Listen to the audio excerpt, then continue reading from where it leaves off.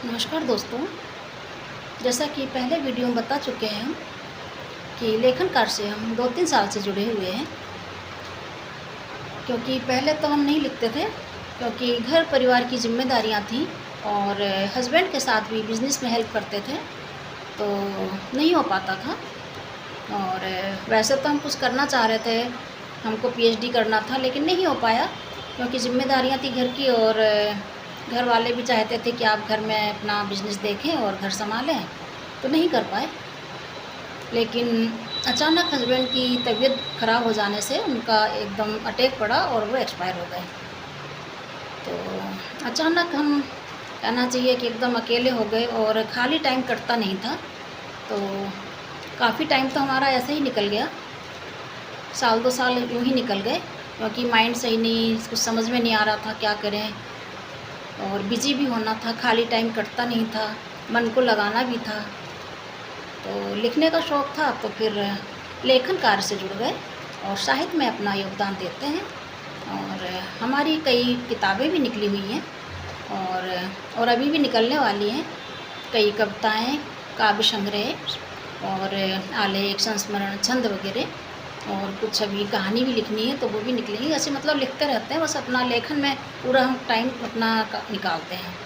और कई जगह से हमको सम्मानित भी किया गया है। और भारत सरकार संस्कृत मंत्रालय द्वारा भी अयोध्या में प्रोग्राम हुआ था, तो उसमें भारत सरकार की तरफ से हम लोगों को, सभी साहित्यकारों को सम्मानित किया गया था, बुलाया गया था।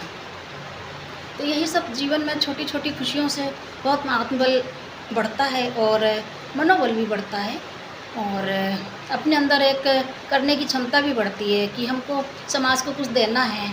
साहित्यकार होते हैं वो समाज को ही देते हैं, उनको अपने लिए नहीं, सब समाज के लिए करना होता है।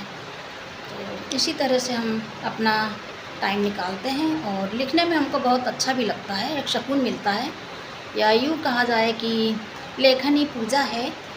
और आगे भी बस लिखते ही रहेंगे, बस इसी तरह से अपना टाइम हम बिज़ी रखते हैं। और आगे आने वाले भविष्य में मेरी कई किताबें भी निकलेंगी, तो शेयर करेंगे आप लोगों से।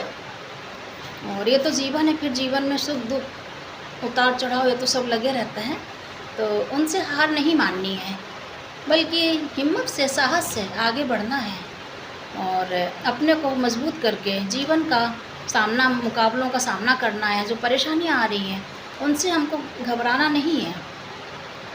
ये मत सोचो कि हम नहीं कर सकते। हर क्षेत्र में अगर चाहे इंसान ठान ले तो सब कुछ कर सकता है। इसी तरह से हमने अपने मन को मजबूत किया और बेटे ने भी सपोर्ट किया।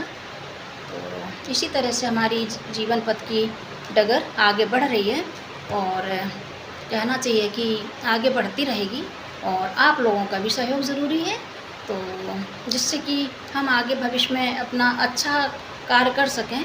और बाकी तो फिर अपनी मेहनत होती है, लेकिन मेहनत से हिम्मत नहीं हारनी चाहिए।